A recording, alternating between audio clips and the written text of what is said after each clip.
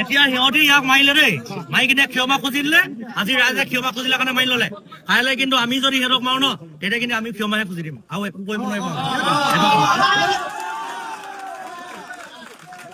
বেংগলীয়ে হওক, বিহাৰীয়ে হওক, মানুহ যিয়ে নহওক, অসমৰ জাতীয় সাজপাৰ পৰিধান কৰি অসমৰ জাতীয় সংস্কৃতিক কিবা অনুষ্ঠান প্ৰতিষ্ঠান চলি থাকোঁতে কোনো ব্যক্তি অসমীয়া হওক অনা অসমীয়া হওক যিয়ে নহওক অপদস্থ কৰাটো কাৰো অধিকাৰ নাই। সেইটো অনাগত দিনত কেতিয়াও নহ'ব।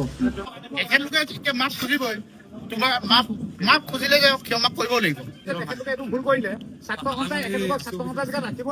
সংগঠনটোৰ ভিতৰত আমি কি কৰো কি নকৰো মানিছো। এইবিলাক মোৰ ভুল হৈছিলে, আৱেগিক হয়, এইখিনি কৰা হ'ল।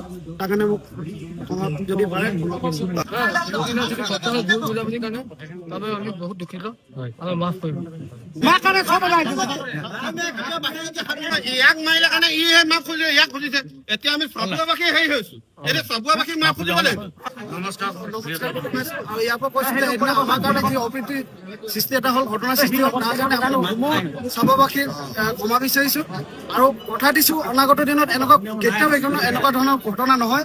তাৰ কাৰণে মই সময়টোৱে ক'ব লাগিব। অঞ্চলৰ ৰঙালী বিহুত যিটো ঘটনা হ'ল তাৰ বাবে আমি বহুত দুখিত। আমি চাববাসী ৰাইজৰ আগত ক্ষমা বিচাৰিছো।